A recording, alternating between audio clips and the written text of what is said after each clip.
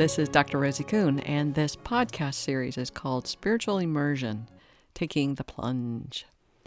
And the intention of this podcast series is to provide information and stories and personal revelations along the way that I've experienced and or heard about or researched, and share those with you so that when you get into those places where it's scary and you're in the process of immersing yourself in a spiritual discovery or on the spiritual path, that you have a sense of trajectory, that you have a sense of, wow, I'm not alone here, that this isn't as easy as I thought. This isn't as, a lot of times in spiritual materials, it's very uplifting and inspiring, but quite often that inspiring information can lead you into some really deep, dark, scary places. They call it the dark night of the soul as you're in the midst of some very deep discoveries for yourself. So this podcast is to support and empower you into making that happen in a way that's as gentle as possible. It's very scary sometimes. It's very challenging. It's really important to have, I think it's important to have people who you can trust with this information, that there's nothing wrong with you, there's nothing broken, there's nothing damaged. You're whole and you're a spiritual being having a human experience. And these discoveries and revelations that you're in the midst of can be really challenging. So hopefully these podcasts will support and empower you to take a look at things in a way, and or get support from a spiritual director, guide, or spiritual coach, or transformational coach, or life coach, or your minister, or rabbi, therapist, psychologist, people who can really support you in this process. But it is a spiritual immersion process, so make sure that you're working with people who understand the spiritual elements of what you're going through, and not just the human dynamics of that.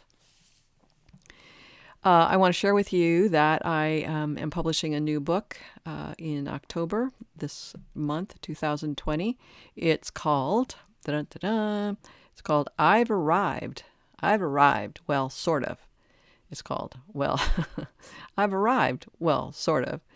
And it's the subtitle is 101 Discoveries and Revelations Stumbled Upon While on the Sacred Path to Who Knows Where. So it's 101 short little sentences, a few paragraphs maybe, of aspects of what I've experienced or seen or witnessed along the path to who knows where. And so I let you know about that. It will be on Amazon and Barnes & Nobles and all other online bookstores, and you can find it. You can order it at your local bookstore as well if you'd like. So today I wanted to share a kind of an interesting, not kind of an interesting, it was a really interesting experience I had a couple of nights ago.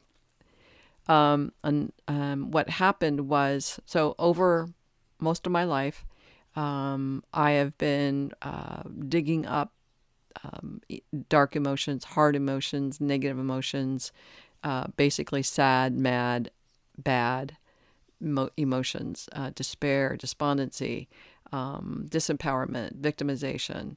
Lots of those things keep coming up from the past so that I could heal those. And I was very comfortable with that process. So the other night I was, and quite often a lot of my spiritual work is done in the middle of the night. It's like I'm awake or awakened by something, and then I'm awake for a couple hours, and it's the time where it's the quietest on the planet, it's quietest in your area. And so quite often we have an opportunity to kind of just be with ourselves, because what else is there to do unless you want to distract yourself with FaceTime or movies and things like that. But it's a time to really get connected with yourself.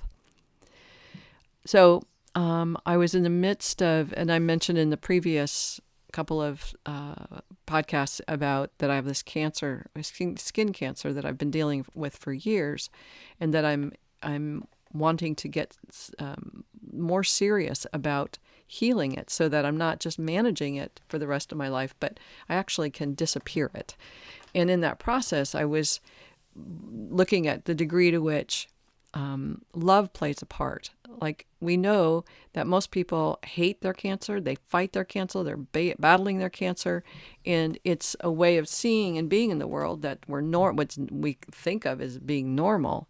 And yet, when we do that, we're aggravating our immune system, we're aggravating our hormonal system, we're aggravating our system by thinking in terms of negativity and battling and fighting. And so I'm training myself to see those cells that they've gone rogue, if you will. They're maverick cells that have gone into a cancer, what we call cancer, and seeing those as needing to be loved, because there's some expression going on of anger or frustration or something. And I believe that by aggravating it further with wanting to kill it or hate it isn't helping. It's not helping me. I don't know about you.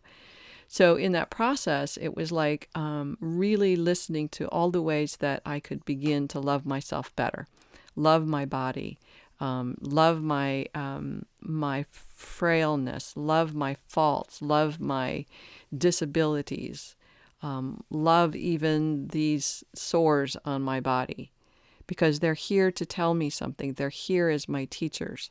And so if I see them that way, then something shifts in me.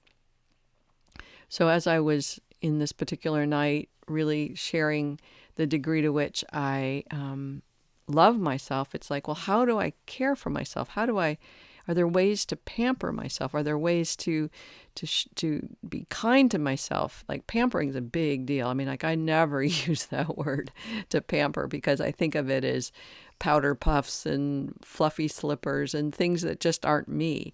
But it's like, well, why not? Why not pamper myself? Why not bring in the fluffy, comfortable, sweet, lovely things that, in a sense, I'm more of a peppermint patty kind of person, I think.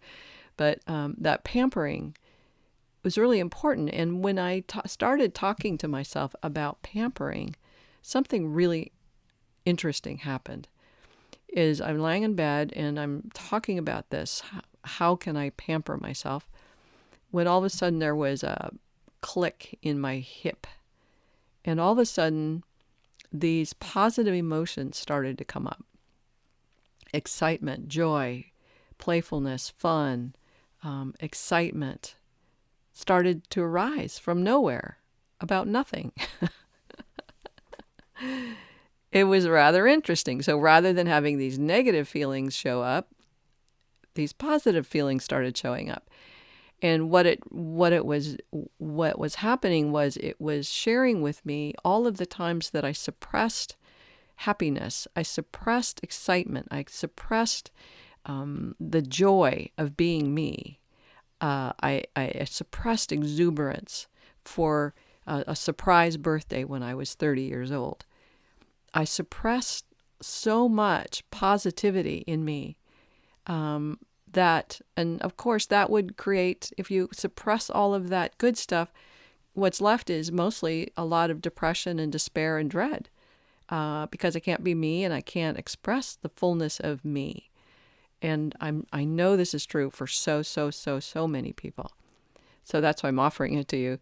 It was a moment of a shift from all these negative emotions that were showing up. And the karmic patternings that I needed to heal.